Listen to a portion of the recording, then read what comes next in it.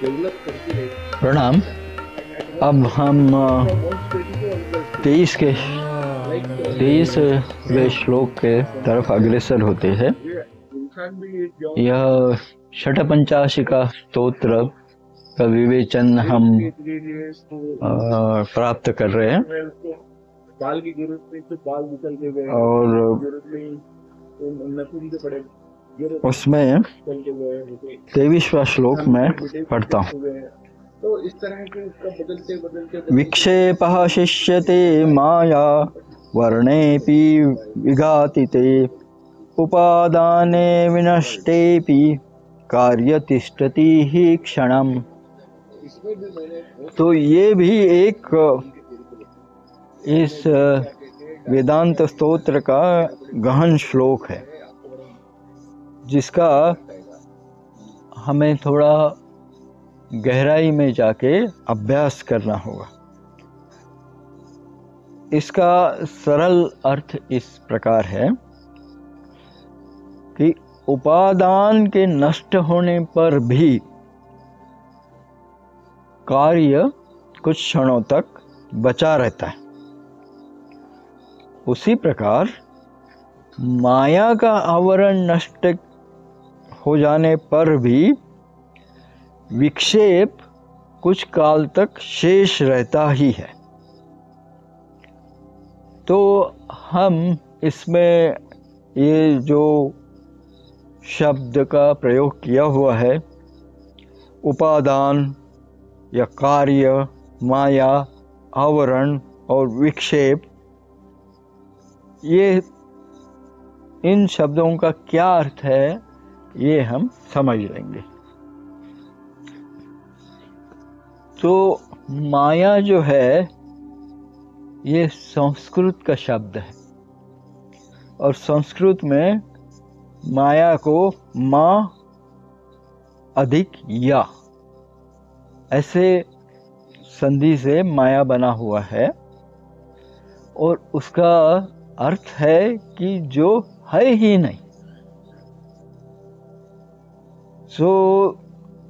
जो हमारे आँखों से दिखता है, नाक, कान आदि सारे इंद्रियों से प्रतीत होता है, हमें लगता है कि है, किंतु वास्तव में जिसका अस्तित्व ही नहीं है वह माया है। यानी उसके बारे में कुछ बता नहीं सकते हैं, क्योंकि दिखता है तो इसलिए नहीं है ऐसे एकदम से प्रतीत नहीं होता है। और अगर उसे खोजने जाए तो विचारों से ये कहीं पे मिलती नहीं है, मतलब कहीं पे ये विश्व वास्तव में है ऐसा प्रतीत नहीं होता है। तो इसलिए ये मिथ्या है, भ्रम है। तो जो है भी और नहीं भी, इसलिए इसे अनिर्वचनीय कहा जाता है कि जिसका हम शब्दों में वर्णन नहीं कर सकते। अभी मल, विक्षेप तथा आवरण, ये जो तीन हैं वो तीन अंतःकरण के दोष हैं। मल हमारे पूर्व जन्मों में जो भी हमने कर्म किए हैं, वो जो संचित पाप या पुण्य कर्म, अच्छे या बुरे कर्म, वो जो हमारे संस्कारों में परिवर्तित हो गए हैं अभी, वे मल दोष है। विक्षेप यानी जो दिख रहा है वो संसार, उसको सत्य मान लिया है, तो हमारा जो स्वरूप है वो उसको हम भूल गए हैं। तो वो जो स्वरूप विस्मृत हो गया है, और हमेशा हम उसके बारे में न सोचते हुए सांसारिक विचारों की भूतकाल की स्मृतियाँ और भविष्यकाल की कल्पना, इसी में मग्न रहते हैं, इसी में उलझे हुए रहते हैं। इसको विक्षेप दोष कहते हैं। और आवरण यानी अपना मूल स्वरूप जो आत्मा है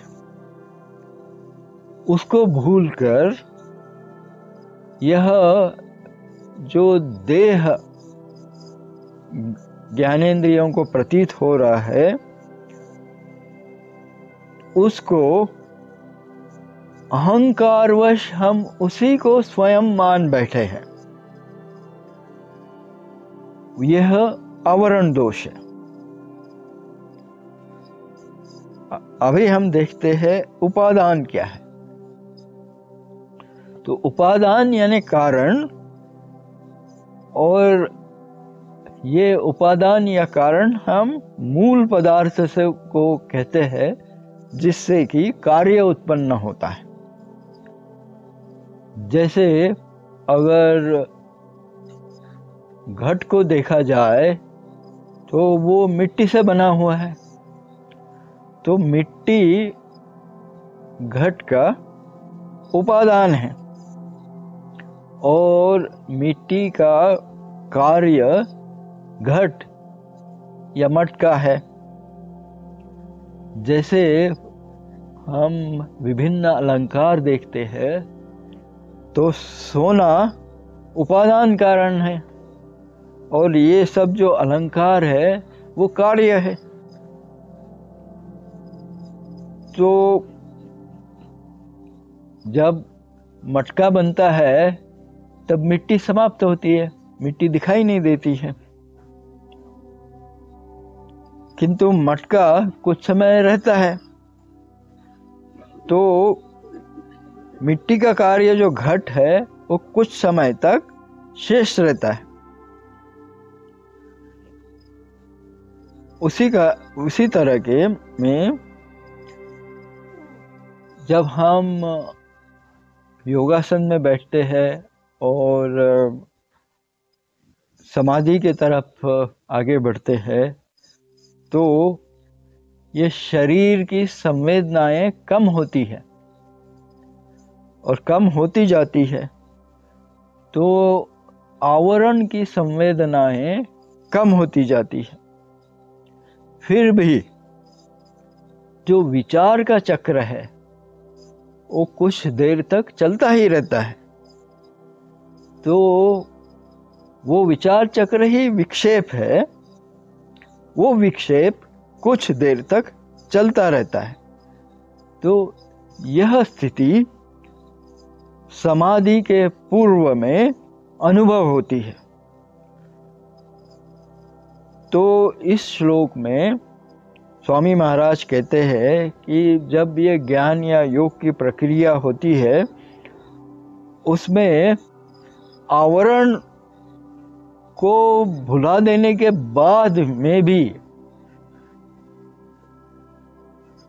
जब अलग अलग तरीके से ज्ञान में पंचकोश भेदन करके करते हैं और योग में ध्यान लगा के कर रहे हैं, तो शरीर को भुला देने के बाद भी विक्षेप कुछ समय तक शेष रहता है। हमारा जो विचार चक्र है वो कुछ समय तक शेष रहता है। तो ये विक्षेप कुछ समय तक शेष रहता है, यह इस श्लोक में कहा गया है। प्रणाम।